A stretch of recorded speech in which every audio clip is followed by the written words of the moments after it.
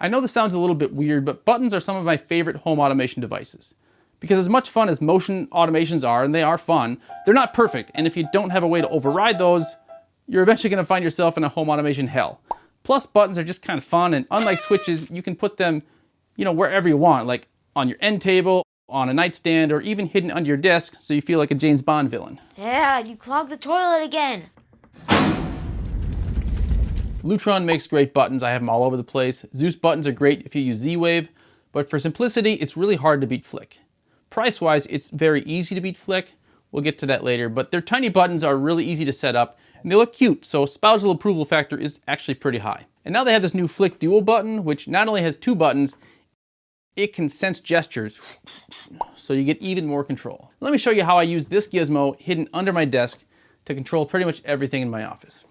Now yes, these lights are all automated, but presence sensors can't tell when I'm recording a video or if I just want to brood in the darkness. But this button fixes that. Now if I double tap the big button, it sets all of my lights in shade so I can record from here. If I double tap the small button, they all set themselves to record from here. With a flick of the wrist, I can open the shade,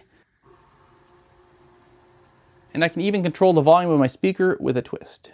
Because all of my office automations are all done using the Homey Pro, I'm using the Homey Pro Flic integration to set these all up. Now Flic has a lot of integrations, which is pretty great, all the big players, but I will warn you, if you're an Apple Home user, that none of the gesture controls with this button work with HomeKit. So if you're an Apple fanboy, you're gonna wind up paying a lot of money for a lot of features that you really can't use. So don't really recommend that. Plus you gotta buy the Flic Hub no matter what you're using. So if you just want this one button, it's a really big investment for just that. So I am a terrible salesperson. Let me just show you how I set this up. First, I went into my Homey Pro and created an individual flow for each of the things I want the Flic Duo to do.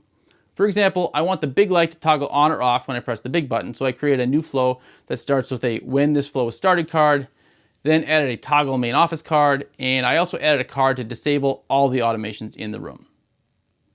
Then in the Flic app, I go into the Duo and I add a trigger, select which gesture I want, which for this one is the press of a big button. Select the Homey, select the flow that I just created that I want to trigger, and we're all set.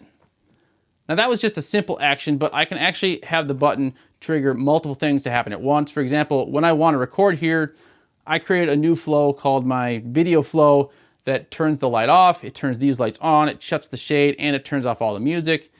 And then in the Flic app, I can set that all to happen with a double tap of a big button. But you actually don't need another hub to control all the things you want to do with the Flic Duo. Matter lights you can set up to control directly in the Flic app. My Sonos speaker, same thing. I set that up to control directly through the Flic. So when I take the button off its mount, I can hold the little button and twist it like this to control the volume. I also set it to skip tracks by holding the button and flicking to the right to go forward, flick left to go back. Now that I have the hang of this thing, the gestures are pretty slick, but it was quite frustrating to figure that all out at first. The instructions aren't exactly clear how you do it. They say hold the button while you make the gesture, but if you hold it too long, it gets confused and it's gonna misinterpret your gesture and do all sorts of wrong things. The trick is you actually have to let go of the button while you're making the gesture. Now, if you release it too early, it's not gonna trigger. So there's definitely a learning curve, but once it trains you, you're good to go. Now there's one other feature that I'm not using because I have this mounted underneath my desk, but if you mount this on the wall vertically, you can set the buttons to do one thing when they're pressed while on the wall and a completely different thing while pressed when you're holding it. But at some point you're gonna get a button that does so many different things when it's mounted or held or swiped or twisted or what have you that you're never gonna remember what any of them do. So even without that on the wall feature, I still have this button set up to do 18 different things. Now, unfortunately, none of those things is opening a fire pit in front of me to burn my enemies, but maybe someday. But either way, I am fine keeping the Flic Duo mounted underneath my desk and not using that wall mounting feature, but your mileage may vary. Before getting the Flic Duo, I used to have a Lutron Pico under my desk, which worked fine, but I find that the Duo is actually easier to use when I'm not looking, feeling around, because it's only got 2 buttons, so you kind of have a better sense of what you're doing. It's mounted magnetically to the metal plate, which is an additional $10, which, yeah, that's kind of ludicrous. Any metal plate or magnet's gonna do is just a magnet right here.